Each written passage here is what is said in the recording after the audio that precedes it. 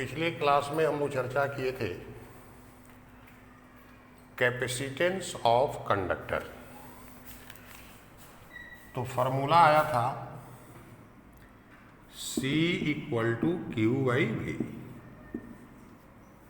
Here Q is charge supplied to conductor, V is potential developed on conductor and C is capacitance of conductor.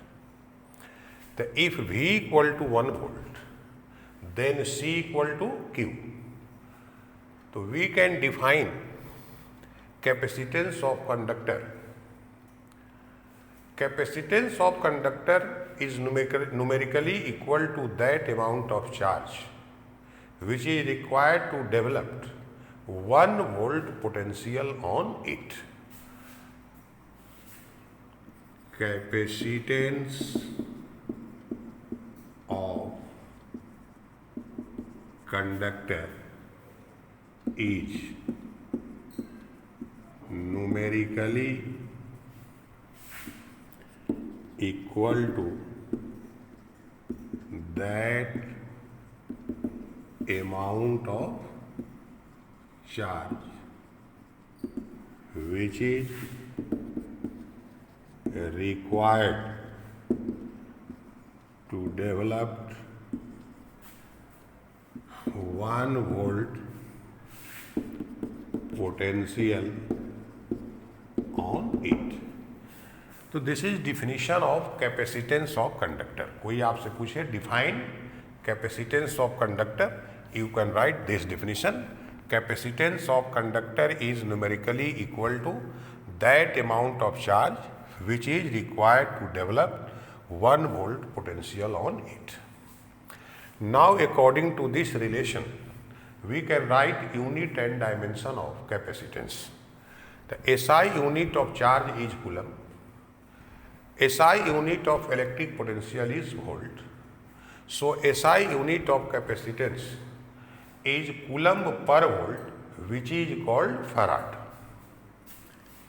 SI unit of capacitance is coulomb per volt which is called farad, symbol capital F. Since farad is big unit of capacitance, so capacitance is generally expressed in millifarad, microfarad, nanofarad, picofarad. Here 1 millifarad means 10 to the power minus 3 farad, 1 microfarad 10 to the power minus 6 farad, 1 nanofarad 10 to the power minus 9 farad, picofarad 10 to the power minus 12 farad. Dimension of capacitance. तो आप इस formula से dimension निकाल सकते हैं। यहां पर Q क्या है? चार्ज। चार्ज का डायमेंशन आप जानते हैं IT। भी है इलेक्ट्रिक पोटेंशियल, इसका डायमेंशन हम लोग ऑलरेडी पढ़ चुके हैं। अगर वो भी आप भूल गए तो electric potential equal to formula work by charge. तो अगर हम लोग वर्क बाई चार्ज लिखते हैं तो चार्ज कहाँ चला जाएगा? ऊपर। तो फिर IT हो जाएगा वर्क का ml square T minus 2 equal to m to the power minus 2 l to the power minus 2। यहाँ T और T स्क्वायर है ऊपर और माइनस 2 ऊपर चला गया, T to the power 4 I square. तो this is dimension of capacitance. अब हम लोग निकालेंगे capacitance of a spherical conductor.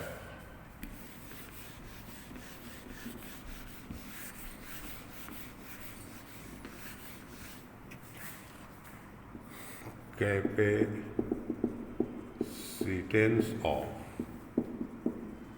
a spherical conductor. Let us consider a spherical conductor of radius r and having charge q. तो potential of conductor V equal to 1/4πε0 हम लोग निकाल चुके हैं एक्सप्रेशन। अगर r रेडियस का कोई स्फेरिकल कंडक्टर है, उस पर चार्ज Q डिस्ट्रीब्यूटेड है, तो उस कंडक्टर के सरफेस पर या उसके इनसाइड किसी भी पॉइंट पर electric potential V equal to formula 1/4πε0 the capacitance of conductor C equal to, हम लोग फार्मूला क्या पढ़े, Q/V, तो Q 1/4πε0 Q कैंसिल आउट, तो C equal to 4πε0. From this relation it is clear that capacitance of a spherical conductor is directly proportional to its radius. That means capacitance depend on size of a spherical conductor. If conductor is situated inside a medium of relative permittivity of epsilon r, then capacitance of conductor Cm equal to 4πε0 epsilon r into r. It will be epsilon r c. अगर कोई spherical conductor एक ऐसे medium में रख दिया जाए जिसका relative permittivity या dielectric constant epsilon r है, तो उसका capacitance Cm equal to 4πε0 epsilon r into capital R, यानी 4πε0 r की जगह क्या लिख सकते हैं, C लिख सकते हैं। तो जब भी कोई आपका स्फेरिकल कंडक्टर है, एयर में है या वैक्यूम में है, वहाँ से किसी दूसरे मीडियम में उसको ट्रांसफ़र कीजिएगा तो उसका कैपेसिटेंस जो है वो इंक्रीज कर जाएगा। कितना टाइम इंक्रीज कर जाएगा, तो जितना उस मीडियम की रिलेटिव परमिटिविटी होगी। इसको याद रखना है। अगर क्वेश्चन पूछ दे कि स्फेरिकल कंडक्टर को एयर या वैक्यूम से किसी मीडियम में ले जाने पर उसका कैपेसिटेंस क्या होगा, तो इंक्रीज करेगा। और कितना इंक्रीज करेगा, तो जितना उस मीडियम की रिलेटिव परमिटिविटी है या डाई इलेक्ट्रिक कांस्टेंट है, उतना टाइम्स उसका कैपेसिटेंस इंक्रीज कर जाएगा। अब इसके बाद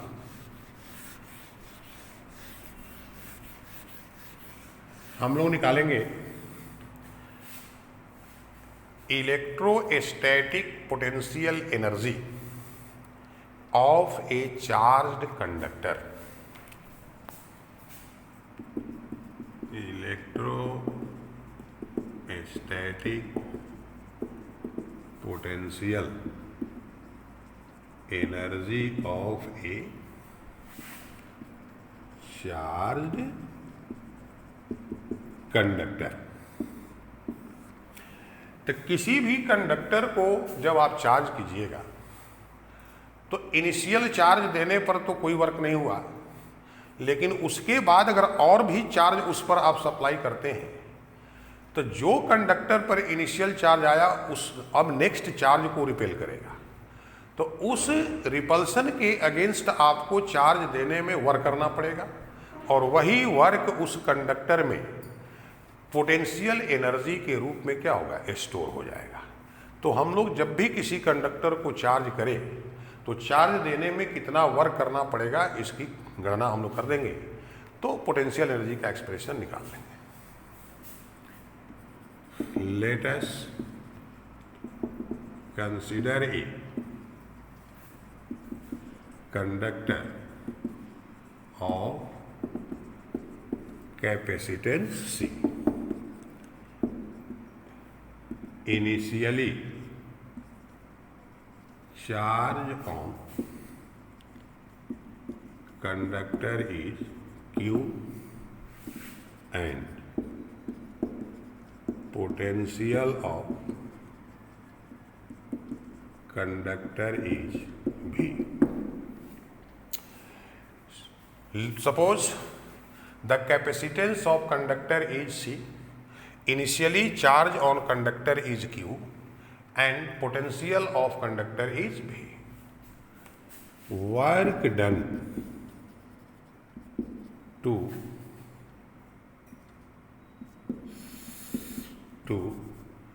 further supply charge dq on conductor dw equal to v into dq. अब in place of v we can write q by c. The q by c dq. Total work done to supply charge 0 to capital Q on conductor W equal to 1 by C Q dQ 0 to capital Q. अब आप integrate कर देंगे तो ये integration का formula कई बार आ चुका है. x to the power n dx हो तो integration x to the power n plus 1 by n plus 1. तो इसका इंटीग्रेशन 1 बाई सी. q का पावर 1 है तो q square by 2 0 to capital Q. अब एक बार इसके जगह पर अपर लिमिट को रखते हैं, माइनस लोअर लिमिट तो 0 है तो ये इक्वल हो जाएगा q स्क्वायर बाई 2c. तो this work done is stored as potential energy in conductor. तब potential energy of charge conductor U equal to Q square by 2c. तो ये फॉर्मूला एक प्राप्त हो गया हम लोगों को.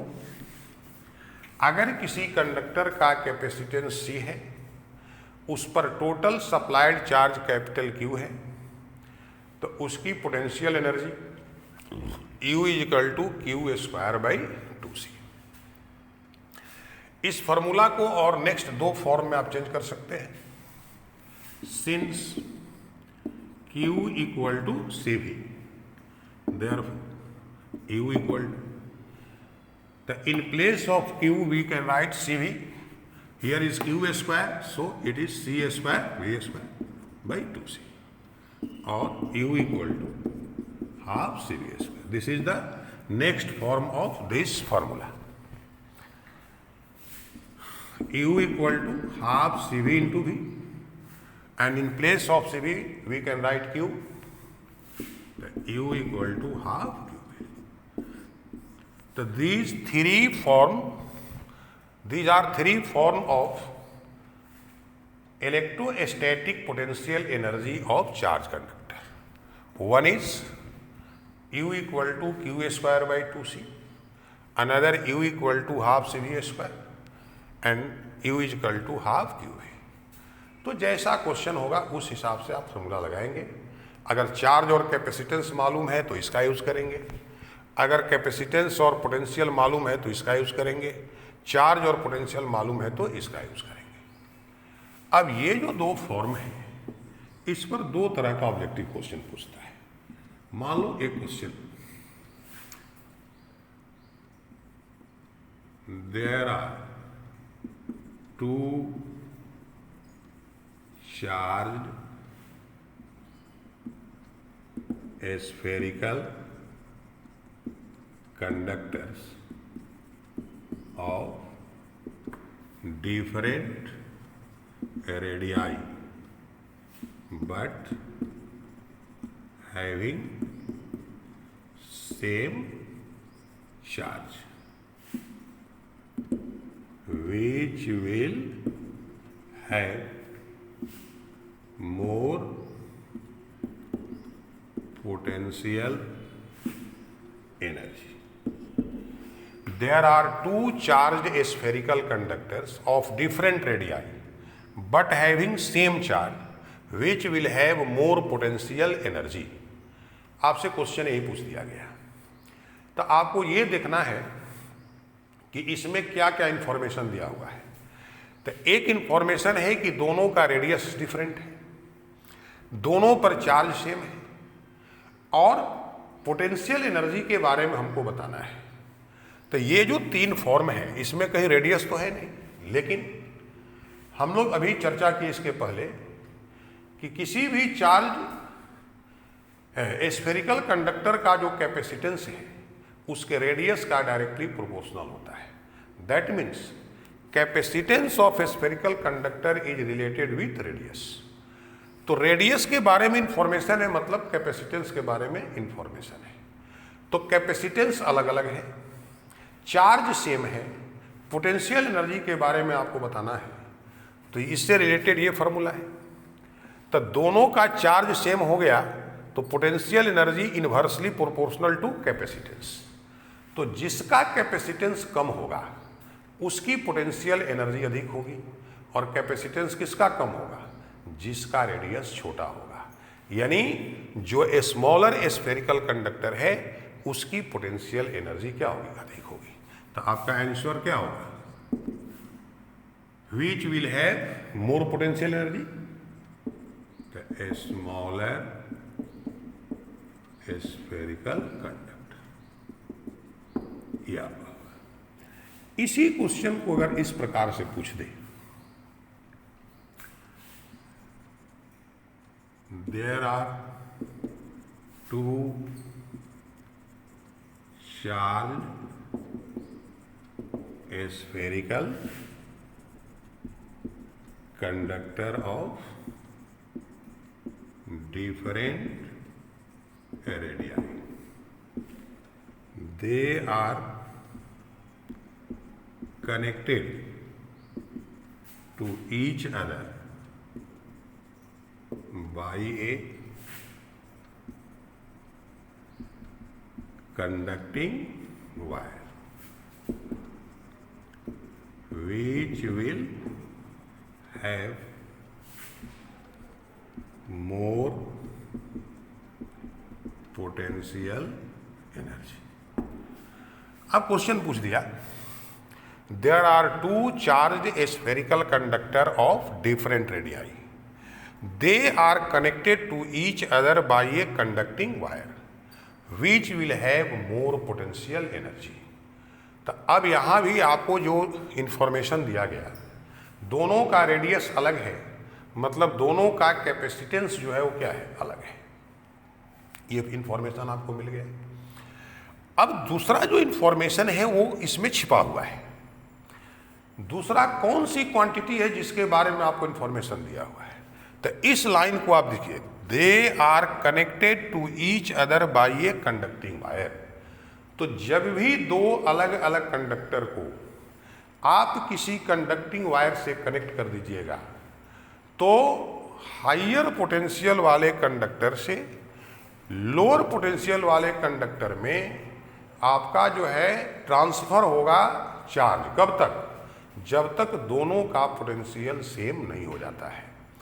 तो जब भी ये लाइन लिखी रहे कि they are connected to each other by a conducting wire, इसका मतलब क्या हो गया कि दोनों कंडक्टर का पोटेंशियल सेम हो गया। तो अब इंफॉर्मेशन मिल गया, दोनों का रेडियस अलग अलग है, मतलब दोनों का कैपेसिटेंस अलग अलग है, दोनों का पोटेंशियल सेम है, और तब आपको बताना है कि किसकी पोटेंशियल एनर्जी जो है वो अधिक है। अब आइए ये फार्मूला पर, C दोनों का अलग अलग, पोटेंशियल दोनों का सेम, तो जैसे पोटेंशियल सेम हो गया, पोटेंशियल एनर्जी कैपेसिटेंस का डायरेक्टली प्रोपोर्शनल हो जाएगी, और कैपेसिटेंस डायरेक्टली प्रोपोर्शनल है रेडियस का। तो इस कंडीशन में जिसका रेडियस अधिक है वो आपका स्फीयर के पास पोटेंशियल एनर्जी अधिक होगी, यानी जो आपका जिसका रेडियस अधिक है, यानी जो बिगर स्फीयर है उसका पोटेंशियल एनर्जी अधिक हो जाएगी। तो जस्ट उल्टा आंसर हो गया। इस क्वेश्चन में दोनों का चार्ज सेम था, तो जिसका रेडियस कम यानी जो छोटा स्फीयर था उसकी पोटेंशियल अधिक हो गई। इस क्वेश्चन में दोनों का पोटेंशियल सेम हो गया, डायरेक्ट पोटेंशियल लिख करके नहीं बल्कि वहाँ वायर से कनेक्ट करने का मतलब है कि पोटेंशियल सेम हो गया। तो अब जो बड़ा आपका स्फीयर है उसकी पोटेंशियल एनर्जी अधिक हो गई। तो इस प्रकार से पोटेंशियल एनर्जी के बारे में ये दो तरह के क्वेश्चन पूछे जाते हैं। अब इसके बाद जब भी दो चार्ज कंडक्टर को किसी आप वायर से कनेक्ट करते हैं और दोनों डिफरेंट पोटेंशियल पर है, तो एक कंडक्टर से दूसरे कंडक्टर में चार्ज का ट्रांसफर तब तक होता है जब तक दोनों का पोटेंशियल सेम नहीं हो जाता है। तो इस चार्ज के ट्रांसफर के दौरान कुछ अमाउंट ऑफ एनर्जी जो है वो लॉस हो जाती है। तो कितनी एनर्जी लॉस होगी, अब इसी का एक्सप्रेशन हम लोग को निकालना है। Energy lost during transfer of charge from one conductor to another conductor. तो इसकी चर्चा अब हम लोग नेक्स्ट वीडियो में करेंगे। Thank you.